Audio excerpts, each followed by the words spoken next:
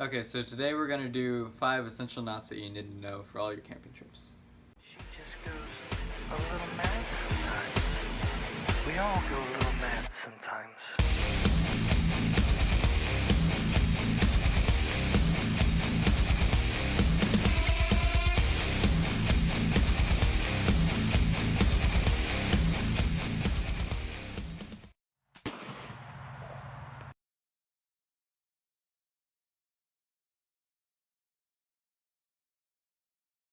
So the first knot we're going to do is called the square knot, and it's for joining 2 pieces of rope together that are like the same. So these are exactly the same rope. So what we're going to do is it's kind of like a pretzel knot. So what I always do is I always say right over left. So you go right over left, and then you tuck it back through. It's like the first knot when you tie your shoe.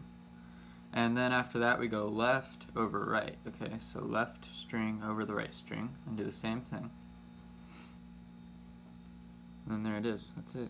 So this is really good for holding 2 ropes together that are exactly the same identity. And you can always know if you got the square knot if you are able to do that with it. Okay, knot number 2. So this knot is called the sheep bend, and it's used to join 2 ropes together that are not of the same identity. So this is paracord here, and this is just woven nylon. So 2 different diameters, but this knot is really good for joining 2 different ropes. So first we're going to start out with making a loop. I usually do the loop on the bigger rope because the bigger rope is it tightens down a little bit better that way. So we make the loop, and what we do is we go up through the bottom with the paracord here. And then I always just clamp it with my finger to this rope right here. And then you go around your finger here, and then back behind this other rope. So you've got this other rope, pretend that it's going to the tree or something like that. You always want to go back behind it.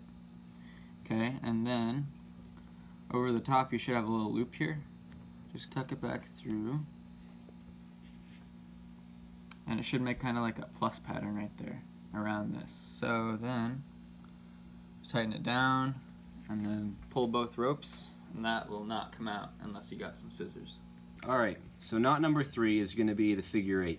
This is good for climbing, that's the most common use for it, but it's also great for tying lashes to stakes, or if you just want a loop that won't slip on you. You can put a lot of force on, but it comes apart fairly easy. So what we're going to do is we're going to start off, we're going to take one end of our line here, go over, and we're going to form this little loop here. And I'm going to take this loop, I'm going to tuck it over, just going to bend it over just like that. So now you can see I've got almost like a little cursive letter there. And so I take this piece, our little loop, and I'm going to tuck it back around the back of the knot. And then this loop is going to tuck right through our original loop, just like that. I'm just going to pull it. And you'll know you did this knot correctly when you have 5 sets of parallel lines. So here I have 1, 2, 3, 4, 5, and they're all parallel, they don't cross each other. And this knot is great for putting a lot of force on. Knot number 4 is called the bowline, and it's mainly used for climbing, because if you get stuck or something like that, you can use the bowline because it's really strong and it will not come out. So to start this knot, we're going to just make a quick loop like that, and it makes a D typically. That's how I like to do it, at least. And then what you do is you get your other end of the knot here. You go down from the top, and then this extra rope right here, you just loop around it so that it kind of forces it into this other rope, and then you go back through the bottom of the hole you just went through. And then you make sure to pull on both ends so that you don't pull one of them out. You just pull, just like that, and it's a really strong knot. So this is knot number 5, and it's called the Taut-Line. And you use it to keep a line really tight when you're hanging like a dining fly or something like that, or a guideline. So we're going to start by going around a post here, just for demonstration purposes. And let's pretend that this rope right here is going to another tree, okay? So what we're going to do is we're going to go over with this other rope right here. we're going to go tuck it in around our tree line. So this is the line that goes to the tree.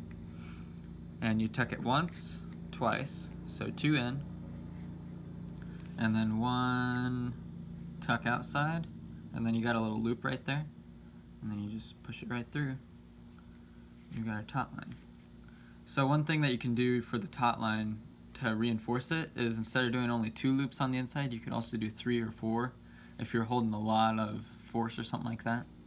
But this is the reason it's called the Taut-Line, is because you can cinch it up. So like, pretend that this is going to the tree. You can pull this and that'll tighten the line, or you can slacken it by doing that.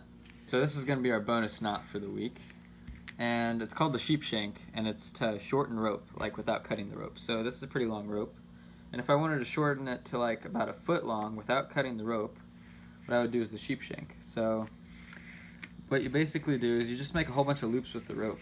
It's kind of like just make as many loops as you want. The more loops, probably the better it'll hold. And see, I've got 2 ends right here, so that's going to be how long our rope's going to be. But what you do to finish it out is you get this one end here, you just wrap it around this bundle of rope here and stick it right back through so that it kind of makes like a friction knot there. And you go another on the other side, same deal right here, stick it back through, and then this holds pretty tight because the friction of the rope holds it all together, and it's not going to come apart. And the nice thing about this knot, if you want to take it apart or loosen your line really quickly, all you got to do, pull this apart, you got rope.